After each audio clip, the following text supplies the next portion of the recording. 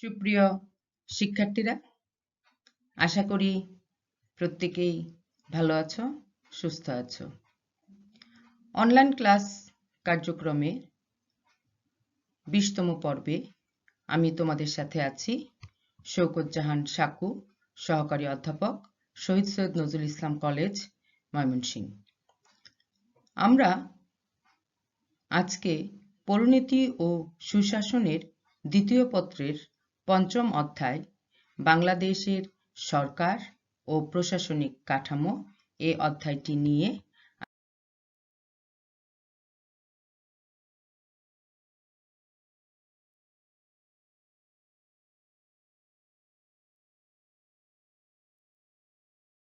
তোমাদের সাথে আমি আলোচনা করব।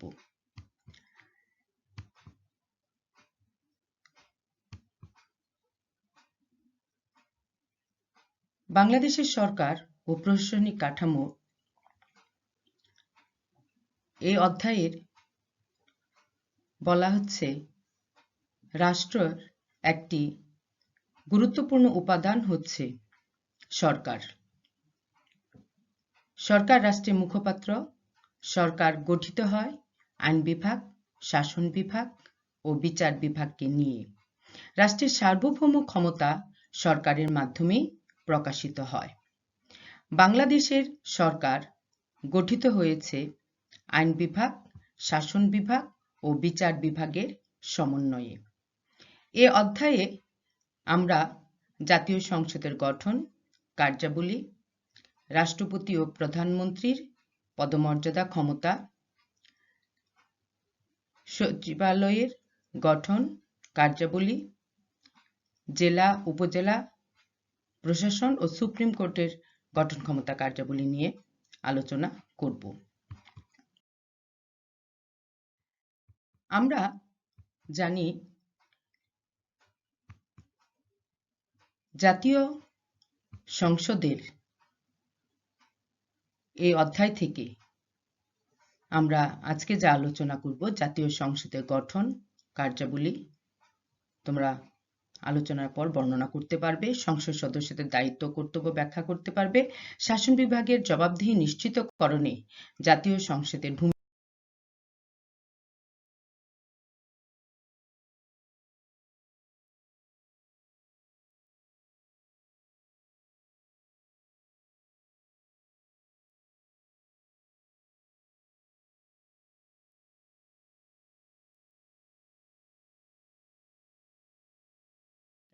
মূল্যায়ন করতে পারবে। জাতীয় সংসদের পরিচিতির ক্ষেত্রে আমরা যদি আসি, বাংলাদেশের সংবিধানের এক কক্ষ বিশিষ্ট আইনসভা প্রবর্তন করা হয়েছে। এক কক্ষ বিশিষ্ট আইনসভা। তার আগে আমি একটু বলি, তোমরা প্রত্যেকেই আজকের ক্লাসের জন্য খাতা কলম সঙ্গে রাখো। আমি এই অধ্যায়ের সাংবিধানিক চাপটা অধ্যায়, যেহেতু এখান থেকে সংবিধানের কোন অনুচ্ছেদে কোন বিষয়গুলোর কথা বলা হয়েছে সেই বিষয়গুলো আমি তোমাদেরকে বলার চেষ্টা করব, বলে দিব, এবং তোমরা সেই বিষয়গুলো অবশ্যই সেইভাবেই পরীক্ষার খাতায় উপস্থাপন করবে। আমি আশা করছি প্রত্যেকেই খাতা কলম নিয়ে তৈরি হয়ে যাও, এবং আমি যে বিষয়টার ভেতর আমি যে অনুচ্ছেদের কথাটা বলবো সঙ্গে সঙ্গে সেটির অনুচ্ছেদটি লিখে রাখবে।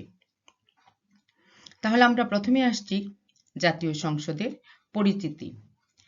সংবিধানের 65-র 1 অনুচ্ছেদে, তার আগে আমি আরেকটু বলিনি, বাংলাদেশ সংবিধানের পঞ্চম ভাগের প্রথম পরিচ্ছেদে এই বিষয়টা থাকবেই।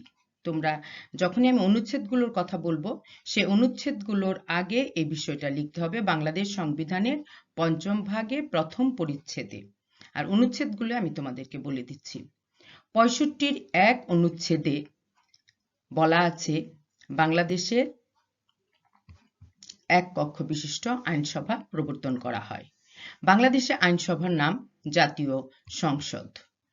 সংবিধানে বলা হয়েছে যে জাতীয় সংসদ নামে বাংলাদেশে একটি সংসদ থাকবে এবং এই সংবিধানের বিধানাবলী সাপেক্ষে প্রজাতন্ত্রের আইন প্রণয়ন ক্ষমতা সংসদের উপর ন্যস্ত থাকবে।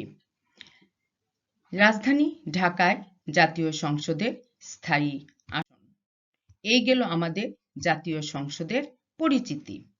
এবার আমরা দেখব জাতীয় সংসদের গঠন। জাতীয় সংসদের গঠনের কথা সংবিধানের ৬৫-৩ অনুচ্ছেদে বলা আছে। সংবিধানের ৬৫-৩ নং অনুচ্ছেদে জাতীয় সংসদের গঠনের কথা বলা আছে। সংবিধান অনুযায়ী জাতীয় সংসদের সাধারণ আসন সংখ্যা ৩০০। একক নির্বাচনী আঞ্চলিক নির্বাচনী এলাকাসমূহ হতে প্রত্যক্ষ নির্বাচনের মাধ্যমে ৩০০ জন সদস্য নির্বাচিত হবেন। অর্থাৎ সমগ্র বাংলাদেশকে ৩০০টি নির্বাচনী এলাকায় ভাগ করা হয়েছে। এছাড়াও ৫০টি আসন মহিলাদের জন্য সংরক্ষিত আছে। তারা সংসদ সদস্যদের দ্বারা নির্বাচিত হন। কারা? এই যে ৫০ জন মহিলা সংরক্ষিত আছেন, তারা সংসদ সদস্যদের দ্বারা নির্বাচিত হন। তবে মহিলারাও সংরক্ষিত আসন ছাড়াও সাধারণ আসনেও তারা প্রতিদ্বন্দ্বিতা করে সংসদ সদস্য নির্বাচিত হতে পারেন।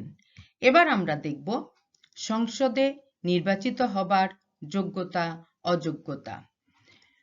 প্রথমে আমরা দেখি সংসদে নির্বাচিত হওয়ার যোগ্যতা। সংবিধানের ৬৬-র ১ নং অনুচ্ছেদে সংসদ সদস্য নির্বাচিত হওয়ার যোগ্যতার কথা বলা আছে। তাকে কি কি যোগ্যতা থাকতে হবে? তাকে অবশ্যই বাংলাদেশের নাগরিক হতে হবে, কমপক্ষে ২৫ বছর বয়স হতে হবে, তার নাম সংসদ সদস্য নির্বাচনে ভোটার তালিকায় অন্তর্ভুক্ত হতে হবে। অযোগ্যতার ক্ষেত্রে বলা আছে সংবিধানের ৬৬-র ৪ নং অনুচ্ছেদে, সংবিধানের ৬৬-র ৪ নং অনুচ্ছেদে বলা আছে কোনো উপযুক্ত আদালত কর্তৃক যদি অপকৃত বলে ঘোষিত হন, দেউলিয়া ঘোষিত হবার পর দায় হতে অব্যাহতি লাভ না করে থাকেন, কোনো বিদেশি রাষ্ট্রের আনুগত্য অর্জন করেন কিংবা কোনো বিদেশি রাষ্ট্রের প্রতি আনুগত্য ঘোষণা বা স্বীকার করেন, নৈতিক স্থলনজনিত কোনো ফৌজদারি অপরাধে দোষী সাব্যস্ত হয়ে অনূন্য ২ বছরের কারাদণ্ডে দণ্ডিত হন এবং মুক্তি লাভের পর ৫ বছর কাল যদি অতিবাহিত না হয়ে থাকে। ১৯৭২ সনের বাংলাদেশের যোগসাজশকারী বিশেষ ট্রাইব্যুনাল আদেশের অধীন যে কোনো অপরাধের জন্য দণ্ডিত হয়ে থাকেন। আইনের দ্বারা পদাধিকারীকে অযোগ্য ঘোষণা করেছে না এমন পদ ব্যতীত তিনি প্রজাতন্ত্রের কর্মে কোনো লাভজনক পদে অধিষ্ঠিত থাকেন। কোনো আইনের দ্বারা বা অধীন অনুরূপ নির্বাচনের জন্য অযোগ্য ঘোষিত হন। অনুরূপ নির্বাচনের জন্য অযোগ্য ঘোষিত হন। এই হচ্ছে জাতীয় সংসদ সদস্য আর অযোগ্যতা। তারপরে আসছে সংসদ সদস্য পদের আসন শূন্য হওয়ার কারণ। কি কি কারণে সংসদ সদস্য পদ শূন্য হতে পারে? এটি সংবিধানের ৬৭ নং অনুচ্ছেদে বলা আছে। ৬৭ নং অনুচ্ছেদে কি বলা আছে? যে সংসদ তারা নির্বাচনের পর সংসদে প্রথম বৈঠকের তারিখ থেকে ৯০ দিনের মধ্যে তিনি তৃতীয় তফসিলে নির্ধারিত শপথ গ্রহণ বা ঘোষণা করতে ও শপথপত্রে বা ঘোষণাপত্রে স্বাক্ষর দান করতে যদি অসমর্থ হন, সংসদে অনুমতি না নিয়ে যদি একাধিক্রমে ৯০ বৈঠকে দিবস অনুপস্থিত থাকেন, সংসদ ভেঙে যায়, তিনি নির্বাচিত হবার পর এই সংবিধানের ৬৬ অনুচ্ছেদের ২ দফায় অধীন যদি অযোগ্য ঘোষিত হন বা কোনো রাজনৈতিক দলের প্রার্থীরূপে মনোনীত হয়ে কোনো ব্যক্তি কোনো নির্বাচনের সংসদ সদস্য নির্বাচিত হবার পর উক্ত দল থেকে পদত্যাগ করেন বা বহিষ্কৃত হন। এই গেল সংসদ সদস্য পদের আসন শূন্য হওয়ার কারণ। এটি সংবিধানের ৬৭ নং অনুচ্ছেদে বলা আছে। তারপরে আমরা আলোচনা করছি সংসদের মেয়াদ। সংসদের মেয়াদ সংবিধানের ৭২-এর 3 নং অনুচ্ছেদে বলা আছে জাতীয় সংসদের কার্যকাল 5 বছর। তবে উক্ত মেয়াদ শেষ হবার পূর্বে প্রধানমন্ত্রীর অনুরোধ ক্রমে রাষ্ট্রপতি সংসদ ভেঙে না দিলে প্রথম অধিবেশনের দিন হতে 5 বছর অতিবাহিত হলে সংসদ স্বাভাবিকভাবে ভেঙে যাবে। তবে রাষ্ট্রপতি যদি মনে করেন প্রজাতন্ত্র কোনো যুদ্ধে লিপ্ত হয়ে পড়েছে, তাহলে সংসদ আইনের দ্বারা অনধিক 1 বছর কাল রাষ্ট্রপতি সংসদের মেয়াদ বাড়াতে পারেন। তবে যুদ্ধ শেষ হলে বর্ধিত মেয়াদ কোনো ক্রমেই 6 মাসের অধিক করা যাবে না। এটি হচ্ছে সংসদের মেয়াদ। সংবিধানে কত নং অনুচ্ছেদে? 72-এর 3 নং অনুচ্ছেদে। তারপরে আলোচনা করছি আমরা কোরাম। সংবিধানে 75 নং অনুচ্ছেদে কোরামের কথা উল্লেখ আছে। কোরাম কি? সংবিধান অনুযায়ী কমপক্ষে 60 জন সদস্যের উপস্থিতিতে জাতীয় সংসদের কাজ চলবে। অর্থাৎ 60 জন সদস্য নিয়ে জাতীয় সংসদের কোরাম গঠিত হয়। জাতীয় সংসদের বৈঠক চলাকালে কোনো সময়ে উপস্থিত সদস্য সংখ্যা যদি 60-এর কম হয়, যদি সভাপতির দৃষ্টি আকর্ষণ করা হয়, তাহলে তিনি অনূন্য 60 জন সদস্য উপস্থিত না হওয়া পর্যন্ত বৈঠক স্থগিত রাখবেন কিংবা মুলতবি করবেন। অর্থাৎ কোরাম গঠিত হওয়ার জন্য সংসদ সদস্য কমপক্ষে 60 জনের উপস্থিতি অত্যাবশ্যক। এটি আছে সংবিধানের 75 নং অনুচ্ছেদে। তারপরেরটি হচ্ছে অধিবেশন। অধিবেশন সংবিধানের 72-এর 1 নং অনুচ্ছেদে অধিবেশনের কথা উল্লেখ আছে। জাতীয় সংসদের সাধারণ নির্বাচনের পর সরকারি বিজ্ঞপ্তি দ্বারা রাষ্ট্রপতি জাতীয় সংসদের অধিবেশন আহ্বান করবেন। তাহলে জাতীয় সংসদ অধিবেশন কে আহ্বান করেন? জাতীয় সংসদ অধিবেশন আহ্বান করেন রাষ্ট্রপতি। এছাড়াও রাষ্ট্রপতি জাতীয় সংসদের অধিবেশন স্থগিত এবং ভেঙে দিতেও পারেন। জাতীয় সংসদের অধিবেশনে প্রথম বৈঠকে সংসদ সদস্যদের মধ্য হতে একজন স্পিকার ও একজন ডেপুটি স্পিকার নির্বাচিত হবেন। জাতীয় সংসদ অধিবেশনের প্রথম বৈঠকে সংসদ সদস্যদের দ্বারা বিভিন্ন সংসদীয় স্থায়ী কমিটি গঠিত হয়ে থাকে। পরের বিষয়টি হচ্ছে সংসদের উপস্থিতি ও অংশগ্রহণ। কোনো ব্যক্তি একই সময়ে 2 বা ততোধিক নির্বাচনী এলাকা থেকে যদি সংসদ সদস্য নির্বাচিত হবেন না। 2 বা ততোধিক এলাকা থেকে নির্বাচিত হবেন না। যদি কেউ একই সময়ে 2 বা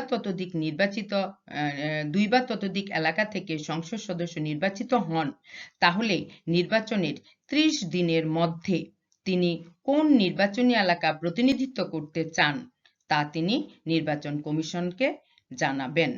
তা না হলে তার সকল আসন শূন্য হবে।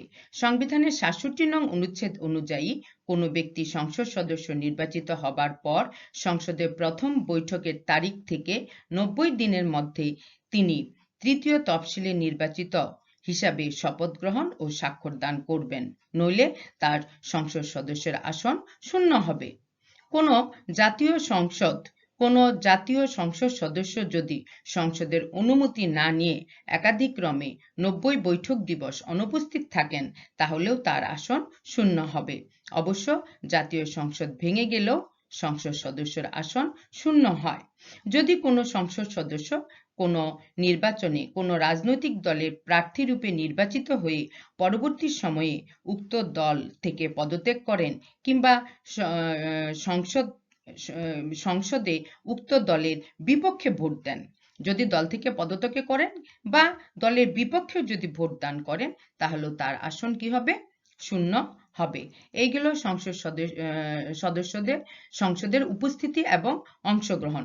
পরবর্তীতে আসছি আমরা সংসদীয় কমিটি। সংবিধানের 76-এর 1 নং অনুচ্ছেদে সংসদীয় কমিটির কথা উল্লেখ আছে। জাতীয় সংসদের সংসদীয় কমিটি কি করে? জাতীয় সংসদের কাজগুলো সুশৃঙ্খলভাবে সম্পন্ন করার জন্য সংবিধানের 76-এর 1 নং অনুচ্ছেদে 3 ধরনের স্থায়ী কমিটির কথা উল্লেখ আছে। কয় ধরনের? 3 ধরনের। এগুলো কি? 1 নম্বর হচ্ছে সরকারি হিসাব কমিটি, 2 নম্বর বিশেষ অধিকার কমিটি, 3 নাম্বার অন্যান্য স্থায়ী কমিটি। এছাড়াও রয়েছে কার্য উপদেষ্টা কমিটি, বেসরকারি সদস্যের বিল সিদ্ধান্ত প্রস্তাব সম্পর্কিত বাছাই কমিটি, সরকারি প্রতিষ্ঠান সম্পর্কিত কমিটি, লাইব্রেরি কমিটি, সংসদ কমিটি ও বিশেষ কমিটি। এইগুলো আমাদের সংসদীয় কমিটি। তারপর আছে কার্য প্রণালী বিধি। সংবিধানের 75 নং অনুচ্ছেদে কার্য প্রণালী বিধি সম্পর্কে উল্লেখ আছে। জাতীয় সংসদের নিজস্ব কার্য প্রণালী বিধি রয়েছে।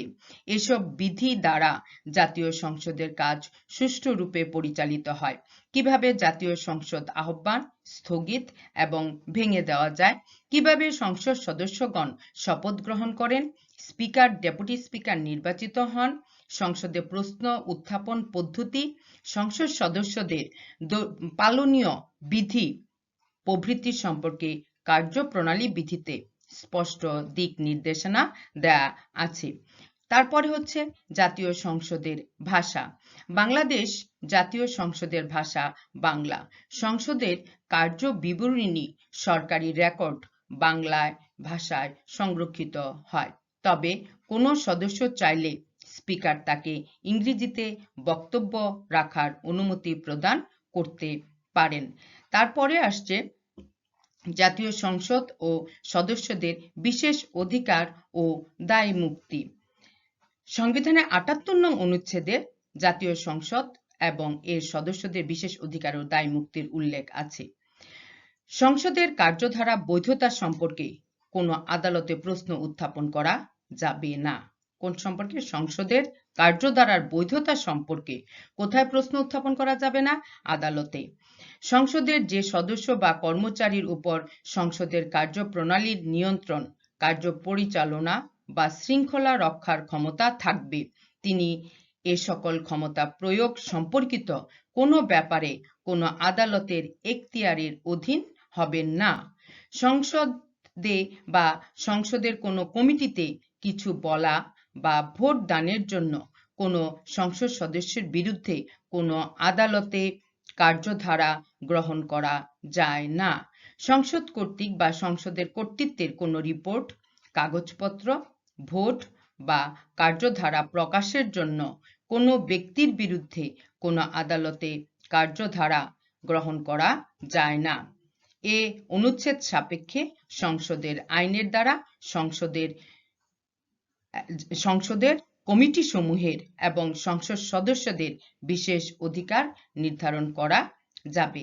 এই যে আমি তোমাদের সঙ্গে বিষয়গুলো নিয়ে আলোচনা করলাম, সংসদ সদস্য শূন্য হওয়ার কারণ, সংসদের মেয়াদ, কোরাম, অধিবেশন, সংসদের উপস্থিতি, অংশগ্রহণ, সংসদীয় কমিটি, কার্যপ্রণালী বিধি, জাতীয় সংসদের ভাষা, এই যে বিষয়গুলো নিয়ে আলোচনা করলাম, এই বিষয়গুলো তোমরা আমি অনুচ্ছেদগুলো ধরে ধরে তোমাদেরকে বলে দিয়েছি। আশা করি তোমরা প্রত্যেকেই খাতায় লিখে নিয়েছ।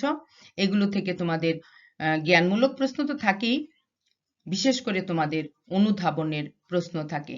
যেমন কোরাম বলতে কি বুঝো, সংসদের মেয়াদ বলতে কি বুঝো, সংসদের অধিবেশন বলতে কি বুঝো, সংসদীয় কমিটি বলতে কি বুঝো, এইভাবে তোমাদের অনুধাবনের প্রশ্ন থাকে। এবার আমি আলোচনায় চলে যাচ্ছি জাতীয় সংসদের ক্ষমতা ও কার্যাবলী। জাতীয় সংসদ কি কাজ করে থাকে সেই বিষয় নিয়ে আলোচনা করব। বাংলাদেশ সংবিধানের সংসদীয় গণতন্ত্র প্রবর্তন করায় জাতীয় সংসদই সার্বভৌম আইন প্রণয়নকারী সংস্থা। জাতীয় সংসদ কি? সার্বভৌম আইন প্রণয়নকারী সংস্থা। প্রত্যেকটি লাইন কিন্তু জ্ঞানমূলক প্রশ্ন, খুব মনোযোগ দিয়ে পড়বে, পাশাপাশি প্রত্যেকটা জ্ঞানমূলক প্রশ্ন খাতায় সঙ্গে সঙ্গে লিখে ফেলবে। তাহলে আমাদের প্রধান কাজ হচ্ছে কি? আইন প্রণয়ন সংক্রান্ত ক্ষমতা ও কার্যাবলী। খুব মনোযোগ দিয়ে শুনবে। গণপ্রজাতন্ত্রী বাংলাদেশের সমগ্র অংশ কিংবা যে কোনো অংশের বলবৎযোগ্য আইন প্রণয়ন করার ক্ষমতা কার হাতে? জাতীয় সংসদের হাতে ন্যস্ত থাকে। জাতীয় সংসদ যে কোনো নতুন আইন তৈরি, প্রচলিত আইন সংশোধন, খেয়াল করো, যে কোনো নতুন আইন তৈরি, প্রচলিত আইন সংশোধন এবং অপ্রয়োজনীয় আইন বাতিল করতে পারে। সাধারণ আইন প্রণয়নের মাধ্যমে সংসদ সরকারি নীতি নির্ধারণ করে। আমি আবারও বলছি, প্রত্যেকটি লাইন কিন্তু তোমাদের জ্ঞানমূলক প্রশ্ন। তবে জাতীয় সংসদ আইনের দ্বারা যে কোনো ব্যক্তি, বা কর্তৃপক্ষকে আদেশ, বিধি, বিধান, আইন প্রণয়নের ক্ষমতা অর্পণ করতে পারেন। এক অধিবেশনের সমাপ্তি এবং পরবর্তী অধিবেশনের মধ্যে 60 দিনের বেশি বিরতি থাকতে পারবে না। অর্থাৎ এক অধিবেশন শেষ হলে আরেক অধিবেশন অবশ্যই 60 দিনের মধ্যে শুরু করতে হবে। 60 দিনের বেশি মাসে বিরতি থাকতে পারবে না। সংসদ কর্তৃক কোনো বিল গৃহীত হলে, কার কর্তৃক? জাতীয় সংসদ কর্তৃক কোনো বিল গৃহীত হলে তা সম্মতির জন্য রাষ্ট্রপতির নিকট পেশ করা হয়। কার নিকট? রাষ্ট্রপতির নিকট। রাষ্ট্রপতির নিকট কোনো বিল পেশ করার পর, খুব মনোযোগ দিয়ে শুনবে, রাষ্ট্রপতির নিকট কোনো বিল পেশ করার পর 15 দিনের মধ্যে তিনি তাতে সম্মতি দান করবেন। কে? রাষ্ট্রপতি কি করবেন? সম্মতি দান করবেন। কিংবা অর্থ বিল ব্যতীত অন্য কোনো বিলের ক্ষেত্রে বা বিলটি তার কোনো বিশেষ বিধান পুনর্বিবেচনার জন্য রাষ্ট্রপতি কর্তৃক নির্দেশিত কোনো সংশোধনী বিবেচনার জন্য অনুরোধ জ্ঞাপন করে একটি বার্তা সহ তিনি পুনরায় সংসদে ফেরত দিতে পারেন। যদি সেই জায়গায় রাষ্ট্রপতির কোনো বার্তা থাকে, রাষ্ট্রপতি সেই বার্তা সহ পুনরায় তিনি সেটিকে কি করবেন? জাতীয় সংসদে ফেরত দিবেন। কিন্তু তা করতে অসমর্থ হলে উক্ত মেয়াদের অবসানে রাষ্ট্রপতি বিলটিতে সমর্থন বা সম্মতি দিয়েছেন বলে গণ্য হবে। রাষ্ট্রপতি কর্তৃক অনুরূপভাবে ফেরত পাঠানো বিল সংসদে পুনরায় গৃহীত হলে রাষ্ট্রপতি 7 দিনের মধ্যে বিলটিতে সম্মতি দান করবেন। কিংবা উক্ত মেয়াদের মধ্যে সম্মতি প্রদানে ব্যর্থ হলে 7 দিন পর বিলটি স্বাভাবিকভাবে আইনে পরিণত হবে। সুতরাং আইন প্রণয়নের ক্ষেত্রে জাতীয় সংসদই সার্বভৌম। এ হচ্ছে জাতীয় সংসদের আইন প্রণয়ন সংক্রান্ত ক্ষমতা। তারপরে আসছে দ্বিতীয়টি, শাসন সংক্রান্ত ক্ষমতা ও কার্যাবলী। সংবিধান অনুযায়ী জাতীয় সংসদ শাসন বিভাগ বা মন্ত্রিসভাকে নিয়ন্ত্রণ করে থাকে। মন্ত্রিসভার সদস্যগণ ব্যক্তিগতভাবে বা যৌথভাবে তাদের কাজের জন্য সংসদের নিকট জবাবদিহি করতে বাধ্য থাকেন। মন্ত্রীগণ যতক্ষণ সংসদের আস্থা ভোগ করবেন ততক্ষণ ক্ষমতায় তারা অধিষ্ঠিত থাকবেন। জাতীয় গুরুত্বপূর্ণ বিষয়ে মন্ত্রীদেরকে প্রশ্ন জিজ্ঞাসা করে, নিন্দামূলক প্রস্তাব এনে, বাজেট আলোচনা সমালোচনা করে, মুলতবি প্রস্তাব উত্থাপন করে জাতীয় সংসদ মন্ত্রিসভাকে নিয়ন্ত্রণ করতে পারে। এখান থেকে প্রশ্ন থাকতে পারে, জাতীয় সংসদ কিভাবে মন্ত্রিসভাকে নিয়ন্ত্রণ করতে পারে? সংসদে অনাস্থায়ী মন্ত্রী পরিষদ অপসারিত হবে। সুতরাং নির্বাহী বিভাগের ওপর জাতীয় সংসদের নিয়ন্ত্রণ ও কর্তৃত্ব খুবই গুরুত্বপূর্ণ। এই গেল আমাদের শাসন সংক্রান্ত ক্ষমতা ও কার্যাবলী। তারপরে আমরা তৃতীয় পয়েন্টে আলোচনা করব সরকার গঠন সংক্রান্ত ক্ষমতা। খেয়াল করো, সরকার গঠন সংক্রান্ত ক্ষমতা। সাধারণ নির্বাচনের পর রাষ্ট্রপতি জাতীয় সংসদের সংখ্যাগরিষ্ঠ দলের সংসদীয় নেতাকে প্রধানমন্ত্রী হিসাবে নিয়োগ দান করবেন এবং মন্ত্রিসভা গঠনের আহ্বান জানান। জাতীয় সংসদের আস্থা হারালে মন্ত্রিসভাকে ক্ষমতা হারাতে হয়। এই গেল সরকার গঠন সংক্রান্ত। 4 নম্বর হচ্ছে বিচার সংক্রান্ত ক্ষমতা ও কার্যাবলী। জাতীয় সংসদ বিচার বিভাগীয় ক্ষমতা ভোগ ও কার্যাদি সম্পন্ন করে। সংবিধান লঙ্ঘন, গুরুতর অপরাধ বা অসদাচরণের জন্য কিংবা দৈহিক ও মানসিক অক্ষমতার জন্য সংসদ 2/3 ভোটে রাষ্ট্রপতিকে অভিশংসনের মাধ্যমে অপসারিত করতে পারে। সংবিধানের ষোড়শ সংশোধনী আইন পাশের ফলে জাতীয় সংসদ 2/3 ভোটে বিচারপতি অপসারণ করার ক্ষমতা ফিরে পায়। সুপ্রিম কোর্ট ব্যতীত অন্যান্য অধস্তন আদালত প্রতিষ্ঠার ক্ষমতা জাতীয় সংসদের হাতে ন্যস্ত। এছাড়াও প্রশাসনিক ট্রাইব্যুনাল গঠন এবং এর সংখ্যা, ক্ষমতা, দায়িত্ব জাতীয় সংসদ আইন দ্বারা নির্ধারিত হয়। জাতীয় সংসদ 2/3 সংখ্যাগরিষ্ঠ ভোটে অপরাধের কারণে স্পিকার, ডেপুটি স্পিকারকেও অপসারণ করতে পারে। এই গেল বিচার সংক্রান্ত ক্ষমতা। তারপরে আসছে 5 নম্বর, অর্থ সংক্রান্ত ক্ষমতা ও কার্যাবলী। সংসদের অনুমোদন ব্যতীত কোনো কর আরোপ বা সংগ্রহ করা যায় না।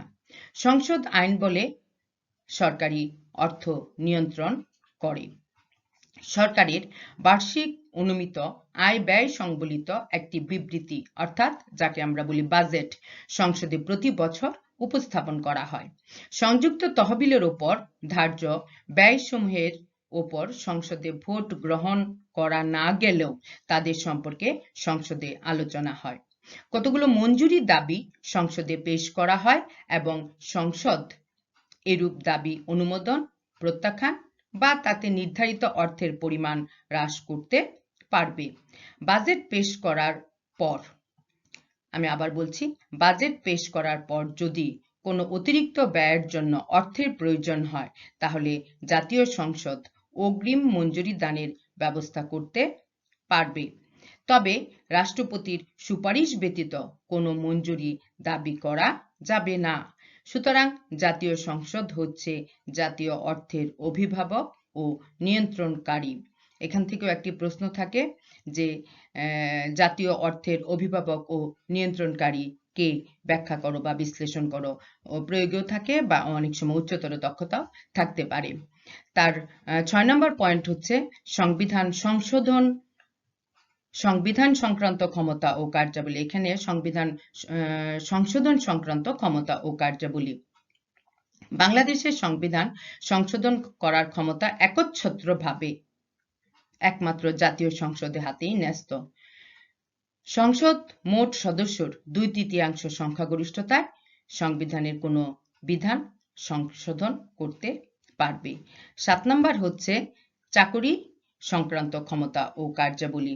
সংসদ আইন বলে প্রজাতন্ত্রের কর্মে বা চাকরিতে কর্মচারীগণের নিয়োগ ও কর্মের শর্তাবলী নিয়ন্ত্রণ করতে পারবে। সংসদ আইনের দ্বারা প্রজাতন্ত্রের কর্মবিভাগ বা সার্ভিস সমূহ সৃষ্টি বা পুনর্গঠন করা যাবে। 8 নম্বর হচ্ছে নির্বাচন ও অপসারণ সংক্রান্ত ক্ষমতা ও কার্যাবলী। জাতীয় সংসদ রাষ্ট্রপতি, স্পিকার, ডেপুটি স্পিকার, বিভিন্ন সংসদীয় কমিটি নির্বাচন করার ক্ষমতা ভোগ করে। সংসদ তাদেরকে অপসারণ করার ক্ষমতাও দিয়ে থাকে। মহিলাদের জন্য সংরক্ষিত 50টি আসনের সদস্যগণ সাধারণ আসনে নির্বাচিত সংসদ সদস্যদের দ্বারা নির্বাচিত হন। অর্থাৎ 300টি যে নির্বাচনী এলাকায় ভাগ করা হয়েছে সমগ্র বাংলাদেশে, এই 300 আসনে যারা নির্বাচিত হয়ে আসেন তারা 50 জন সংরক্ষিত মহিলা আসনের সদস্যদেরকে নির্বাচিত করেন। 9 নম্বর হচ্ছে অধ্যাদেশ সংক্রান্ত ক্ষমতা ও কার্যাবলী। রাষ্ট্রপতি কর্তৃক অধ্যাদেশ জারি হবার পর অনুষ্ঠিত সংসদে প্রথম বৈঠকে তা উপস্থিত হবে এবং ইতিপূর্বে বাতিল না হয়ে থাকলে তা অনুরূপভাবে উপস্থাপনের পর 30 দিন অতিবাহিত হলে কিংবা অনুরূপ মেয়াদ উত্তীর্ণ হবার পূর্বে তা অনুমোদন করে সংসদে প্রস্তাব গৃহীত হলে এর কার্যকারিতা লোপ পাবে। সংসদে এই সকল অধ্যাদেশ অনুমোদিত হলে তা আইনে পরিণত হবে। 10 নম্বর হচ্ছে সামরিক বিষয় সংক্রান্ত ক্ষমতা ও কার্যাবলী। জাতীয় সংসদ সামরিক ক্ষমতাও ভোগ করে। প্রতিরক্ষা বাহিনী সমূহের সংরক্ষণ এবং এগুলোর লোক ভর্তি, কমিশন মঞ্জুরি ইত্যাদি বিষয় সংসদের আইনের দ্বারাই নিয়ন্ত্রিত হয়। সংসদের সম্মতি ছাড়া কোনো যুদ্ধ ঘোষণা করা যায় না বা দেশ কোনো যুদ্ধে অংশগ্রহণ করতে পারে না। বৈদেশিক আক্রমণ ঘটলে বা আক্রমণের আশঙ্কা দেখা দিলে সংসদের অধিবেশন না থাকলেও একে অনতিবিলম্বে আহ্বান করার বিধান রয়েছে। যুদ্ধ বা সশস্ত্র বিদ্রোহের সময় জননিরাপত্তা নিশ্চিত করার জন্য সংসদ যে কোনো আইন তৈরি করতে পারে। 11 নম্বর হচ্ছে জরুরি অবস্থা ঘোষণা সংক্রান্ত ক্ষমতা ও কার্যাবলী। বাংলাদেশ সংবিধানের 2য় সংশোধনী বলে রাষ্ট্রপতি জরুরি অবস্থা ঘোষণা করার ক্ষমতা দেয়া হয়। কার হাতে? রাষ্ট্রপতির হাতে। জরুরি অবস্থা কে ঘোষণা করেন? রাষ্ট্রপতি। তবে সংবিধান অনুযায়ী জাতীয় সংসদ রাষ্ট্রপতি কর্তৃক জরুরি অবস্থা জারির বা ঘোষণা সংক্রান্ত এই ক্ষমতাকে নিয়ন্ত্রণ করতে পারে। জাতীয় সংসদের অনুমোদন ছাড়া জরুরি অবস্থা জারি বা ঘোষণা নির্দিষ্ট সময়ের পর লক্ষ্য করবে অকার্যকর হয়ে যাবে। 12 নম্বর হচ্ছে অন্যান্য কাজ সংক্রান্ত ক্ষমতা ও কার্যাবলী। রাষ্ট্রপতির পদসহ কতগুলো পদের বেতন শর্ত সংসদই নির্ধারণ করেন। সংসদে কোনো ব্যক্তিকে কতগুলো ক্ষেত্রে দায়মুক্ত করতে পারে? সংসদ কোনো ব্যক্তিকে কতগুলো ক্ষেত্রে দায়মুক্ত করতে পারে? তাছাড়া জাতীয় সংসদ সুপ্রিম কোর্ট ব্যতীত অন্যান্য অধস্তন আদালত, প্রশাসনিক ট্রাইব্যুনাল ও ন্যায়পালের পদ প্রতিষ্ঠা করতে পারে।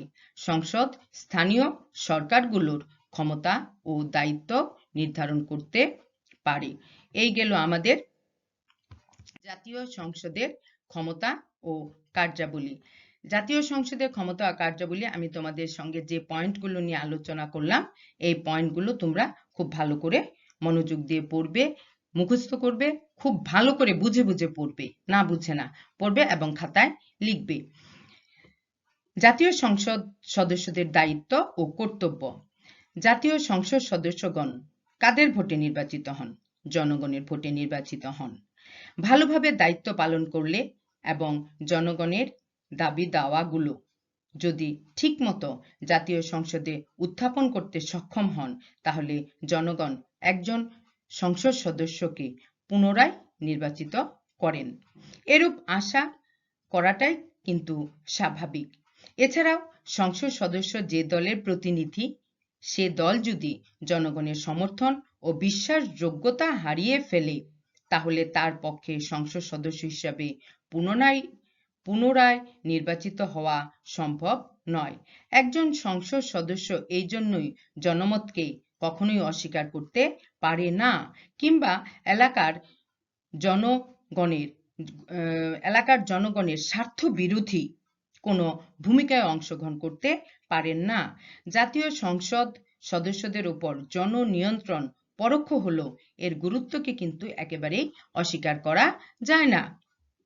নির্বাচনের পূর্বে তাদেরকে নিজ নিজ কাজের জন্য জনগণের নিকট জবাবদিহি করতে হয়। তবে বাংলাদেশে এ জননিয়ন্ত্রণ কিংবা জবাবদিহিতা সুইজারল্যান্ডের মতো প্রত্যক্ষ নয়, কেননা সুইজারল্যান্ডে পদচ্যুতি ব্যবস্থা প্রচলিত রয়েছে। কি ব্যবস্থা? পদচ্যুতি ব্যবস্থা। বাংলাদেশের জনগণের অজ্ঞতা, শিক্ষার অভাব, সচেতনতার অভাব, গণতান্ত্রিক ঐতিহ্যের অভাব প্রভৃতি কারণে এখনো জননিয়ন্ত্রণ ও জবাবদিহিতা পুরোপুরি সার্থক হয়ে ওঠেনি। তবে সংসদীয় গণতন্ত্রের অগ্রযাত্রা অব্যাহত থাকলে আশা করা যায় অচিরেই সংসদ সদস্যদের জবাবদিহিতা, কর্তব্য ও দায়িত্বশীলতা নিশ্চয়ই বৃদ্ধি পাবে। এই গেল সংসদ সদস্যদের দায়িত্ব ও কর্তব্য। তারপরের যে বিষয়টি নিয়ে আলোচনা আসছি সেটি হচ্ছে ন্যায়পাল। বাংলাদেশ সংবিধানের ৭৭ নং অনুচ্ছেদে ন্যায়পাল পদ সৃষ্টি করার কথা উল্লেখ রয়েছে। ন্যায়পাল শব্দটির ইংরেজি প্রতিশব্দ হচ্ছে অম্বাজম্যান্ট। এর অর্থ হচ্ছে প্রতিনিধি বা মুখপাত্র। ন্যায়পাল অন্যের জন্য কথা বলবেন। ন্যায়পালের এই পদটি সর্বপ্রথম সৃষ্টি হয় 1809 সনে সুইডেনে। সর্বপ্রথম কোথায় সৃষ্টি হয়? 1809 সনে সুইডেনে। এরপর বিশ্বের অন্যান্য দেশে এ পদ সৃষ্টি হয়েছে, যেমন ফিনল্যান্ডে 1919 সনে, ডেনমার্কে 1955 সনে, নিউজিল্যান্ডে 1961 সনে, নরওয়েতে 1963 সনে, গ্রেট ব্রিটেনে 1967 সনে এবং অস্ট্রেলিয়াতে 1973 সনে। বাংলাদেশের সংবিধানে একটি গুরুত্বপূর্ণ বৈশিষ্ট্য হচ্ছে ন্যায়পাল। এই ৭৭ নং অনুচ্ছেদে বলা আছে, ন্যায়পাল সম্পর্কে জাতীয় সংসদ আইনের দ্বারা ন্যায়পাল প্রতিষ্ঠার জন্য বিধান করতে পারবেন। সংসদ আইনের দ্বারা ন্যায়পালকে কোনো মন্ত্রণালয়, সরকারি কর্মচারী বা সংবিধিবদ্ধ সরকারি কর্তৃপক্ষের যে কোনো কার্য সম্পর্কে তদন্ত পরিচালনা ক্ষমতা সহ যেরূপ ক্ষমতা কিংবা যেরূপ দায়িত্ব প্রদান করবেন, ন্যায়পাল সেরূপ ক্ষমতা প্রয়োগ ও দায়িত্ব পালন করবেন। ন্যায়পাল তার দায়িত্ব পালন সম্পর্কে একটি বাৎসরিক রিপোর্ট প্রণয়ন করবেন এবং অনুরূপ রিপোর্ট জাতীয় সংসদে উপস্থাপিত করবেন। তবে উল্লেখ করা প্রয়োজন যে ন্যায়পাল পদ উল্লেখ থাকলেও বাংলাদেশের সংবিধানে ন্যায়পালের পদের কথা উল্লেখ থাকলেও এখনো ন্যায়পালের নিয়োগ দেওয়া হয়নি। আমরা আশা করি নিশ্চয়ই অচিরেই ন্যায়পালের নিয়োগ দেওয়া হবে। তারপরের যে বিষয়টি আছে সেটি হচ্ছে জাতীয় সংসদের আইন প্রণয়নের পদ্ধতি। জাতীয় সংসদের আইন প্রণয়নের যে পদ্ধতির কথা বলা হচ্ছে, এই পদ্ধতির কথা কিন্তু আমি জাতীয় সংসদের ক্ষমতা ও কার্যাবলী যে বিষয়টি আলোচনা করেছি, সেখানে কিন্তু আইন প্রণয়নের পদ্ধতি তোমাদের সঙ্গে আমার আলোচনা করা হয়ে গিয়েছে। তবে এখানে যে বিষয়টি আমি আরেকটু বলে দিচ্ছি যে আইন প্রণয়নের উদ্দেশ্যে সংসদে আনিত প্রত্যেকটি প্রস্তাব বিল আকারে উত্থাপিত হয়। আমি আবারও বলছি, প্রত্যেকটি লাইন তোমাদের জন্য জ্ঞানমূলক প্রশ্ন। জাতীয় সংসদের উত্থাপিত আইনের খসড়াকে বিল বলে। বিল কাকে বলে? জাতীয় সংসদে উত্থাপিত আইনের খসড়াকে বিল বলে। বিল কয় প্রকারের? 2 প্রকারের, একটি সরকারি বিল আর একটি বেসরকারি বিল। এছাড়া বাকি যে বিষয়গুলো আইন প্রণয়নের পদ্ধতি, জাতীয় সংসদের ক্ষমতা ও কার্যাবলীর 1 নম্বর যে পয়েন্টটি নিয়ে আইন প্রণয়নের পদ্ধতি আলোচনা করছি, সেটি তোমরা খুব ভালো করে পড়লে এই বিষয়টি সম্পর্কে জানতে পারবে। একই বিষয়, আমি দ্বিতীয়বার পুনরাবৃত্তি করলাম না। তারপরে আছে জাতীয় সংসদের সংসদ নেতা, বিরোধী নেতা ও হুইপদের দায়িত্ব ও কর্তব্য। এই যে বিষয়গুলি আছে, হুইপদের দায়িত্ব কর্তব্য, তারপরে স্পিকার, ডেপুটি স্পিকার এবং ডেপুটি স্পিকারের ক্ষমতা ও কার্যাবলী, এবং এই ক্ষমতা ও কার্যাবলীর সাথে সাথে যে বিষয়গুলো আছে, যে তোমাদের আমি এতক্ষণ যে বিষয়গুলো নিয়ে আলোচনা করলাম, তার পাশাপাশি আমি আবার একটু বলে দিচ্ছি যে জাতীয় সংসদ নেতা, বিরোধী নেতা, হুইপদের দায়িত্ব, স্পিকার, ডেপুটি স্পিকারের কিভাবে নির্বাচিত হন এবং ক্ষমতা ও কার্যাবলী, এই বিষয়গুলি খুব জটিল না। এই বিষয়গুলো তোমরা জ্ঞানমূলক প্রশ্ন এবং অনুধাবনের জন্য এই বিষয়গুলো তোমরা পড়ে নিবে। আমি আশা করি বিষয়গুলো পড়লেই তোমরা বুঝতে পারবে, খুব জটিল কিছু না। এবং এই বিষয়গুলো আসলে না পড়লে তোমরা বুঝতে পারবে না। তবে এই অধ্যায় থেকে তোমাদের জন্য কি কি সম্ভাব্য প্রশ্ন থাকতে পারে? এই অধ্যায় থেকে সম্ভাব্য প্রশ্ন থাকতে পারে: জাতীয় সংসদের গঠন আলোচনা করো, জাতীয় সংসদের ক্ষমতা ও কার্যাবলী, সংসদ সদস্যের দায়িত্ব কর্তব্য, ন্যায়পাল, আর আমি আগে যে বিষয়গুলো একটানা বলে গিয়েছিলাম, সংসদের উপস্থিতি, অধিবেশন, কোরাম, এই বিষয়গুলো তো অবশ্যই অনুধাবনের জন্য পড়বে। জাতীয় সংসদের নেতা, বিরোধী নেতা এবং হুইপদের দায়িত্ব, অর্থাৎ তারা কি কি করেন, খুব সহজ ভাষায় লেখা আছে। স্পিকার এবং ডেপুটি স্পিকারের ক্ষমতা ও কার্যাবলী। এবং এই ছাড়াও আমরা এই অধ্যায় থেকে এই বিষয়গুলো প্রত্যেকটা লাইন ধরে ধরে আমরা পড়ব এবং জ্ঞানমূলক প্রশ্নগুলো অবশ্যই খাতায় লিখবে। পরবর্তী ক্লাসে আমরা আলোচনা করব এই অধ্যায় থেকেই প্রধানমন্ত্রীর ক্ষমতা ও কার্যাবলী, রাষ্ট্রপতির নির্বাচন, পদমর্যাদা, ক্ষমতা এবং কার্যাবলী।